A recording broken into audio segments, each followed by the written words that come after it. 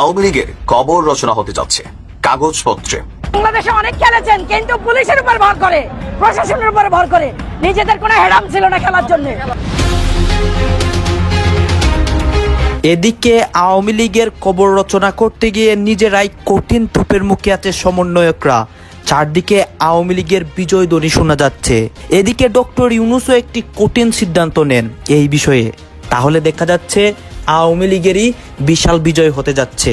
একটা অন্ধকারকে দূর করতে হয়, অন্ধকারকে দূর করা যায় না, তাকে আলো দিয়ে দূর করতে হয়।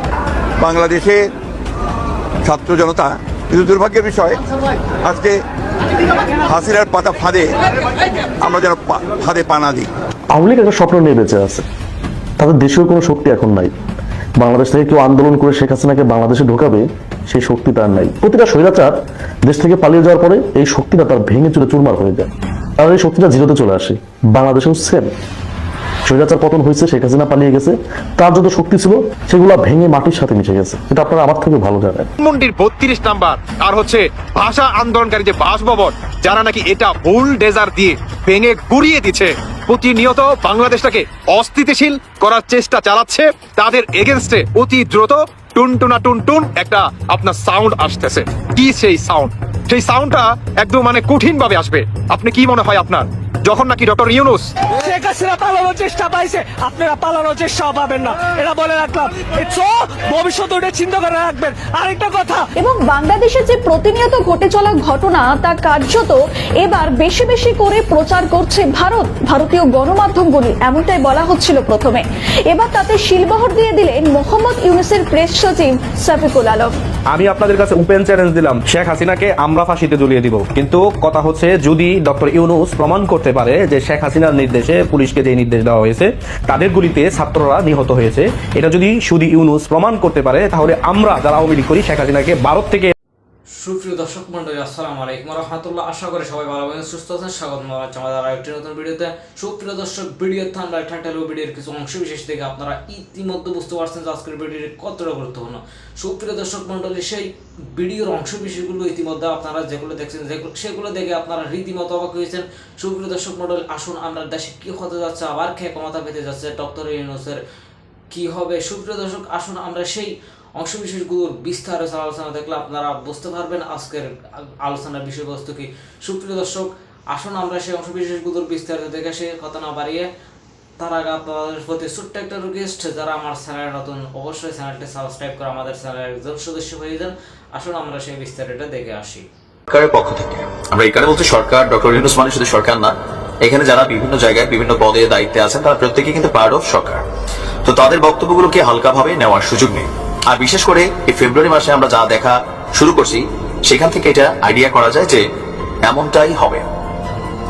আওয়ামী লীগের কবর রচনা হতে যাচ্ছে কাগজপত্রে, মানে আইনের মাধ্যমে আওয়ামী লীগকে মোটামুটি কবর দেওয়ার যে কাজ অথবা যে প্রসেসিং, সেটা অনেকটাই চলছে বা শুরু হয়ে গেছে।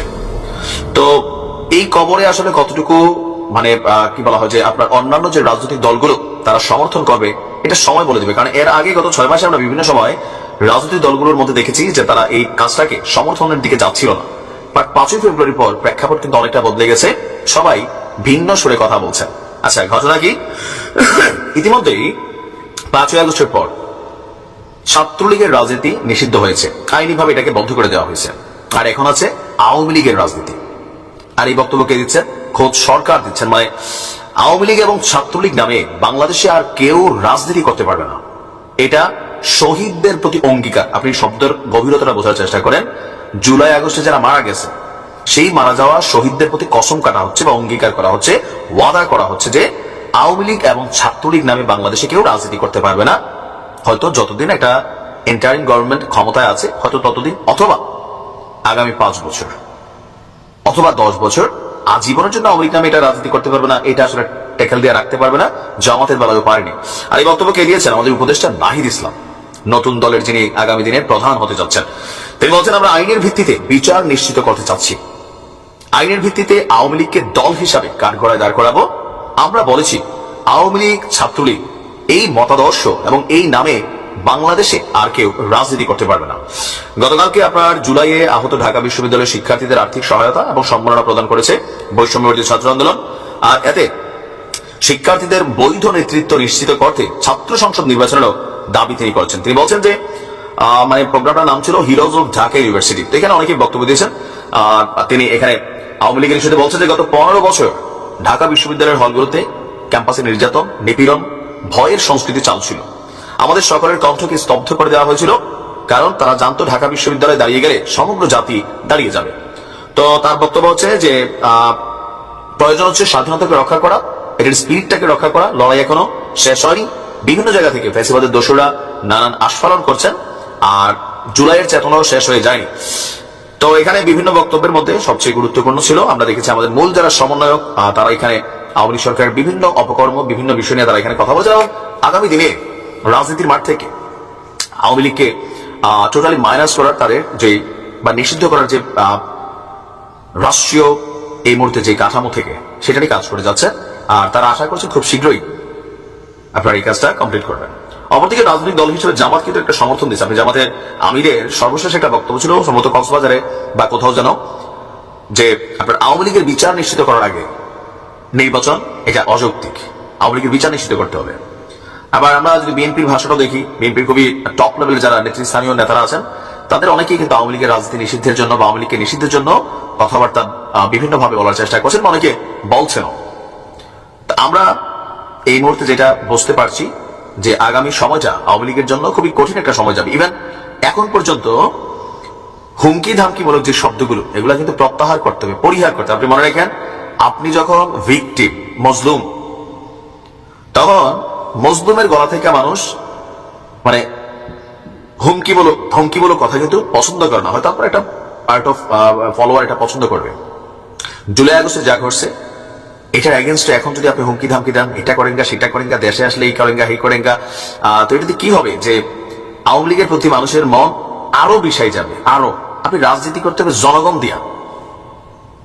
দীর্ঘ একটা সময় কিন্তু বিএনপি জামাত ধৈর্য ধরছে, মাইর খেয়েছে, জেল খাটছে, অত্যাচার সহ্য করছে। বেগম খালেদা জিয়ার বাড়ি থেকে বের করে দেওয়া হয়েছে, জামাতের নেতাদেরকে ফাঁসি দিয়ে দেওয়া হয়েছে। আপনার বুঝতে হবে এটা একটা লং টার্ম ছিল, তারা ফেস করছে নানান পরিকল্পনা পানি ঢালা হয়েছে, তারপরে ফাইনালি এসে তারা অ্যাচিভমেন্ট করছে। সো এটা ভাবার কোনো কারণ নাই রাতারাতি এখানে কোনো কিছু হয়ে যাবে, ট্রাম্প এসে এটা করবে অথবা ভারত এটা করবে, কিছুই করবে না। আপনারটা আপনাকেই করতে হবে। এটা কিভাবে? ভালোবাসা দিয়া, হুমকি দামকি দিয়া না। একটা দেইরা অ্যান্সার দিবেন, একটা দেইরা বক্তব্য আসবে, উল্টাপাল্টা বক্তব্য আসবে মিডিয়াতে, আওয়ামী লীগের নেতার কোনো এমপি মন্ত্রী সাবেক, পাবলিক এটা তার বিগড়াই যাবে ভাই, আর বিগড়াই যাবে। মাথায় রেখে কৃতকর্মের জন্য অনুতপ্ততা মিনিমাম লেভেলে থাকতে হবে। তো দেখা যাক। তবে এটা কাগজ কলমে বন্ধ হবে, কারণ এই দেশে আওয়ামী লীগ একটা বিশাল ফ্যান ফলোয়ার আছে। আপনি নিষিদ্ধ করে দিলেন, কলম্বিয়া জামাতকেও করা হয়েছিল, তো কতদিন এটা টিকছে? ঠিক না, কারণ মানুষের মধ্যে চাহিদা ছিল। তো আওয়ামী লীগের এখন নির্দিষ্ট একটা ফ্যান বেস ফলোয়ার আওয়ামী লীগের নেতাকর্মী অবশ্যই আছে, এবং এটা পার্সেন্টও কম না। আপনি পার্সেন্টে হিসাব করলে কিন্তু আমজনতা, মানে ধরেন ওই সকল মানুষগুলো যারা ভাত খায়, ঘুমায়, ওঠে, মানে 5ই আগস্টের সময় যা ঘটছে, আমজনতা কিন্তু কানেক্টিভিটি চলে আসছিল, যার কারণে এটা ঘটাইতে পারছে। এর আগে বিএনপি কিন্তু কাজটা পারে নাই, আমজনতা আসছে না। রিক্সাওয়ালা মনে করছে ধরুন বিএনপির প্রোগ্রাম আমার কি, কিন্তু 5ই আগস্টের আগের পরে যে সমস্যাগুলো ছিল আওয়ামী লীগের জন্য, ওই সময় কিন্তু সবাই কানেক্ট হয়ে গেছিল। কেন? যার যার জায়গা থেকে। আপনি ওই নির্দিষ্ট একটা ফ্যান বেস নিয়ে আপনি কাজ করতে পারবেন না। জনগণ আপনার পক্ষে আসতে হবে। এখন জনগণ কারা? ভাত খায়, ঘুমায়, নামাজ পড়ে, মসজিদে যায়, মন্দিরে যায়, চার্চে যায়, প্যাগোডাতে যায়, তারা। তো মোট কথা হচ্ছে যে রাজনীতিতে কামব্যাক করতে হলে আজকে হোক, কালকে হোক, 10 বছর পরে হোক, পজিটিভ ওয়েতে আপনাকে কামব্যাক করতে হবে। এই মুহূর্তে বিভিন্ন ধরনের বক্তব্য যেগুলো আসছে, বা ধরেন যে এটা করে ফেলবো, সেটা উড়াই ফেলবো, এরকম বক্তব্য কিন্তু আসতেছে, বিভিন্ন জায়গা থেকে আসতেছে। দেশে এসে একযোগে ঝাঁপাইতে হবে, মেয়র জাহাঙ্গীরের ফোন রেকর্ড ফাঁস হচ্ছে, আওয়ামী লীগের বিভিন্ন পরিকল্পনাগুলো সামনে চলে আসতেছে। আবার খোদ শেখ হাসিনা তিনি নিজেও বক্তব্য দিচ্ছেন। তো প্রত্যেকটা বক্তব্য হচ্ছে কি একটু কাউন্টারমূলক সরকারের সাথে। সরকার তো সর্বোচ্চ চাইবেই, কারণ এই এন্টারিং গভর্নমেন্ট বা যারা এখানে আছে আগামী দিনে দল করুক, প্রত্যেকের ভয় আছে যে আওয়ামী লীগ ফিরে আসলে এদের প্রত্যেককে ফাঁসি দিয়ে দিবে। যদি আপনার পিনাকির বউ কোনো মতো প্রেগনেন্ট হয়ে যায়, তখন পিনাকি বলবে যে আমার বউকে প্রেগনেন্টও করে দিছে এই আওয়ামী লীগ। বাস্তব কথা, কালকে যদি পিনাকির বউ প্রেগনেন্টও হয়ে যায়, বলবে এই আওয়ামী লীগের ছাত্রলীগ বা যুবলীগ আমার বউকে প্রেগনেন্ট বানিয়ে দিছে। আসসালামু আলাইকুম ওয়া রাহমাতুল্লাহি ওয়া বারাকাতুহু। যে যেখান থেকে এই ভিডিওটি দেখতেছেন সবাইকে জানাই মনের অন্তঃস্থল থেকে ভালোবাসা ও অভিনন্দন। দর্শক বন্ধুরা, ব্রেকিং নিউজ, সেটি হচ্ছে পিনাকি ভট্টাচার্যর পরিবারের বাসার উপরে আওয়ামী লীগের ছাত্রলীগের আক্রমণ। মানে অনেকটা প্রকাশ করেছে আপনার পিনাকি ভট্টাচার্য। মানে তার নিজের ফেসবুক কিংবা আপনার ইউটিউবে একটা স্ট্যাটাস দেন যে বাংলাদেশে জনগণের দৃষ্টি আকর্ষণ করতেছি, সেটি হচ্ছে আওয়ামী লীগের সন্ত্রাসীরা। তার কথাটা একটু খেয়াল করবেন যে আওয়ামী লীগের সন্ত্রাসীরা আমার পরিবারের কিংবা প্রিয়জনের উপরে, আমার যে আত্মীয় স্বজন আছে তাদের উপরে বগুড়াতে ভাঙচুর কিংবা নির্যাতন করতে পারে কিংবা আগুন দিয়ে পুড়িয়ে দিতে পারে। যেহেতু আমি আওয়ামী লীগের অনেক কিছুই জয় বাংলা করে দিছি, অতএব সেই ক্ষোভ থেকে আমার উপরে কিংবা আমাকে না পেয়ে আমার আত্মীয় স্বজন বগুড়াতে যে বাজার আছে তাদের উপরে একটা আক্রমণ হতে পারে। অতএব এই আক্রমণটা যদি হয়, দেশবাসীকে জানাইতেছি যে আপনারা এটি নিয়ে সতর্ক থাকবেন এবং এটি নিয়ে আপনারা কোনো ক্ষিপ্ত হবেন না। কারণ আওয়ামী লীগ এই কাজটা যদি ঘটায় দেয় কিংবা ঘটানোর একটা গুঞ্জন শোনা যাচ্ছে, অনেক আপডেট কিংবা অনেক থ্রেট আমাকে দিচ্ছে কিংবা অনেক নিউজ আমার কাছে আসতেছে যে আমার আত্মীয় স্বজন, পরিবার, প্রিয়জন যে বা যারা আছে বগুড়াতে কিংবা বাংলাদেশের আনাচে কানাচে যেই যেখানেই থাক না কেন